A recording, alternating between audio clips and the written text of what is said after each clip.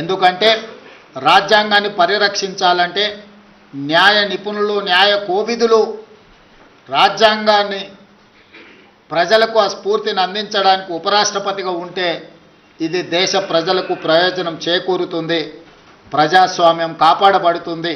అందుకే ప్రజాస్వామ్యాన్ని పరిరక్షించడానికి రాజకీయాలకు అతీతంగా మనందరం ఏకమై జస్టిస్ సుదర్శన్ రెడ్డి గారిని గెలిపించాల్సిన అవసరం ఉంది.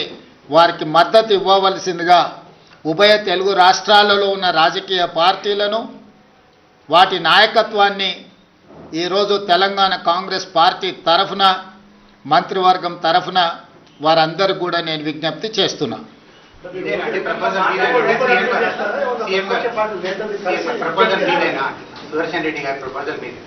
ఇండియా కూటమి ప్రతిపాదన ఇది రాజకీయ పార్టీలకు అతీతంగా ఇండియా కూటమి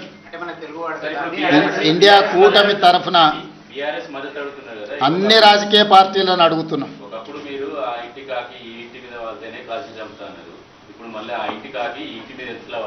ఇది ఇండియా కూటమి, జస్టిస్ సుదర్శన్ రెడ్డి గారు కాంగ్రెస్ పార్టీ కాదు. అందుకే మీకు మొట్టమొదటి ఓపెనింగ్ రిమార్క్స్లోనే చెప్పిన, జస్టిస్ సుదర్శన్ రెడ్డి కాంగ్రెస్ పార్టీ ప్రతినిధి కాదు, కాంగ్రెస్ పార్టీ సభ్యుడు కాదు, కాంగ్రెస్ పార్టీ ఒకటే ప్రతిపాదించిన అభ్యర్థి కాదు.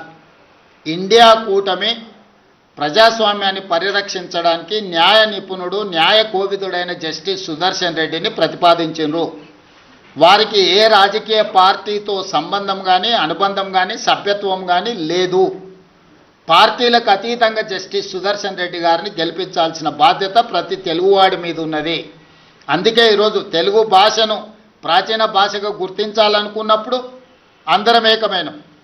అంతెందుకు 1991లో కాంగ్రెస్ పార్టీ పివి నరసింహారావు గారిని దేశ ప్రధానమంత్రిగా చేసి ఉప ఎన్నికలకు నంద్యాలలో పోటీ పడినప్పుడు ఆనాడు గంగుల ప్రతాప్ రెడ్డి గారు రాజీనామా చేసి పివి నరసింహారావు గారు నంద్యాల ఎంపీగా ప్రతిపాదించినప్పుడు పెద్దలు నందమూరి తారక రామారావు గారు ముందుకు వచ్చి ఒక తెలుగువాడి దేశ ప్రధానమంత్రి అవుతున్నాడు అంటే అది మనందరికీ గర్వకారణము.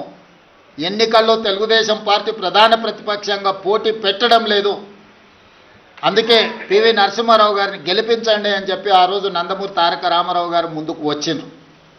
సిద్ధాంతపరంగా వైరుధ్యం ఉన్న కాంగ్రెస్, తెలుగుదేశం ఆనాడు ఎన్టీ రామారావు గారు పివి నరసింహారావు గారికి సంపూర్ణమైన మద్దతును పలికి వారి గెలుపుకు పూర్తిగా సహకరించి రాజకీయ విజ్ఞతను ప్రదర్శించారు. ఈరోజు తెలుగు వాళ్ళందరూ కూడా ఎన్టీ రామారావు గారిని ఆదర్శంగా తీసుకొని రాజకీయ విజ్ఞతను ప్రదర్శించి ఒక తెలుగువాడు ఉపరాష్ట్రపతి అయ్యే అవకాశం వచ్చింది. ఈనాడు వారు ఉపరాష్ట్రపతిగా నెగ్గితే భవిష్యత్తులో వారు రాష్ట్రపతి అవ్వడానికి కూడా అవకాశం ఉంటుంది. మళ్ళీ నీలం సంజీవరెడ్డి తర్వాత పివి నరసింహారావు గారి తర్వాత తెలుగు రాష్ట్రాల నుంచి ఒక గొప్ప అవకాశం మన అందరికీ గౌరవం దక్కే అవకాశం ఉంది.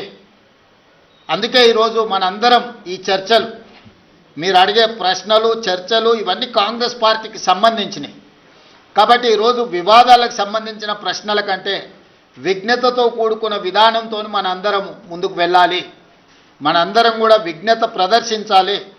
మనందరం ఏకమై ప్రజాస్వామ్యాన్ని కాపాడుకోవాలి. ఈరోజు రాజ్యాంగాన్ని పరిరక్షించాలి అంటే రాజ్యాంగ నిపుణుడు, న్యాయ కోవిదుడు ఉపరాష్ట్రపతిగా ఉంటే అందరికీ గౌరవంగా ఉంటుంది, ఈ దేశానికి అంతిమంగా మేలు జరుగుతుంది. కాబట్టి వివాదాస్పదమైన ప్రశ్నలు కానీ, వివాదాస్పదమైన అంశాలకు ఈరోజు పత్రికా సమావేశంలో తావు లేదు. అందుకే పాత్రికేయ మిత్రులకు కూడా నా విజ్ఞప్తి, మీ ఆలోచనలు ఏవైనా ఉన్నా మీ భిన్నాభిప్రాయాలను కూడా పక్కన పెట్టి మీరందరూ కూడా కలిసికట్టుగా జస్టిస్ సుదర్శన్ రెడ్డి గారికి మద్దతు ఇవ్వాల్సిందిగా మీ అందరికి కూడా విజ్ఞప్తి చేస్తున్నా.